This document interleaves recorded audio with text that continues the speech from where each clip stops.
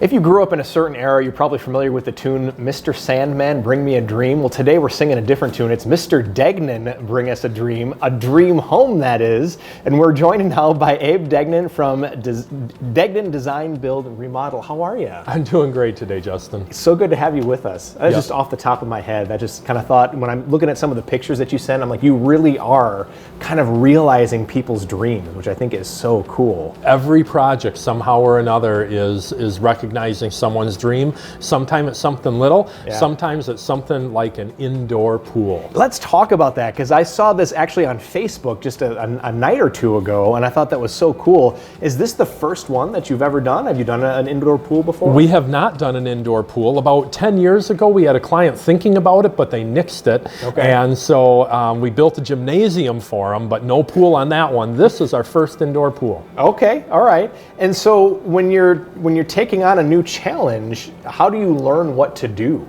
Well, you got to put together a great team of people to figure that out. And, it is about the people that you're working with, the concrete people, the excavator, the pool company, the sauna company, all of them, finding the right experts and including your heating and cooling, because all those things are really critical to the process of building an indoor pool, where you actually need to put that pool in the ground and fill it with water before building the building over top of it.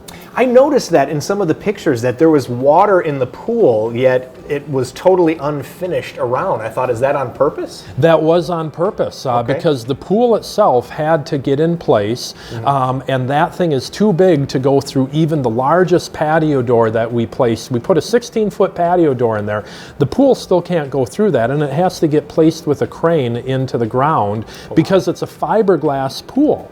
And so you just have to tweak all those things to get them in the perfect order. And then one of the photos that I have in here, we built a temporary floor over top of that pool. The pool went in, the foundation had gone in, built a temporary floor over it, built everything else around, and then finished the building using that temporary floor as the working area, protecting the pool and keeping all the workers safe as well. Yeah, I imagine that would be kind of an obstacle to overcome, is figuring out how do we get the work done with this pool that's full of water. Right? That's right. That's right. Yep. Yeah.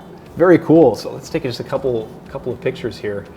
So yeah, you've got to really plan ahead, because you have so many of the the plumbing, and everything's got to be to code, I imagine. It's got to be done right. That's right. That's right. So, for example, we had to place the heating and cooling equipment in the basement of the existing home, and that required taking and drilling like an 18-inch hole in the concrete wall for some ductwork to go out. Okay. We had to get everything placed just right.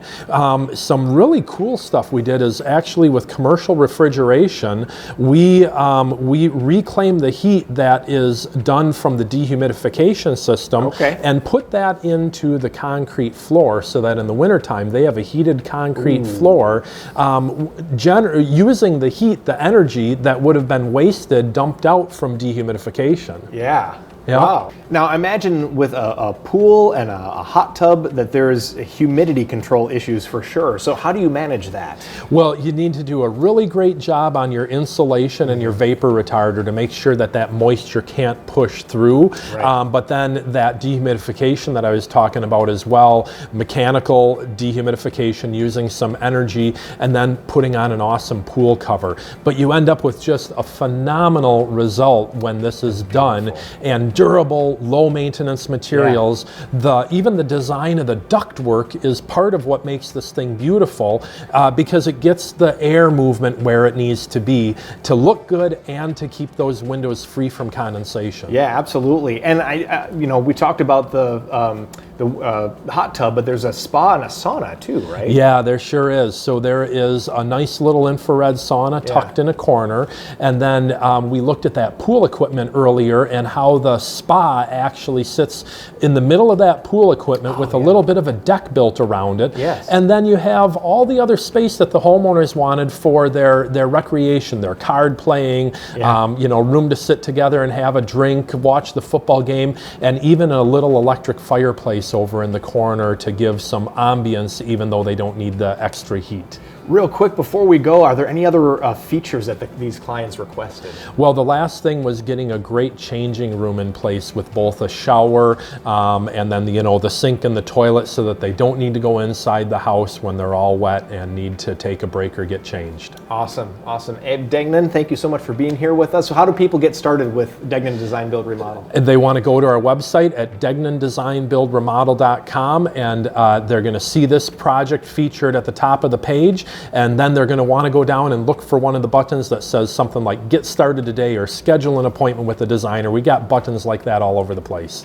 There you have it, Dream Maker right here. We'll be back after the break. Stick around.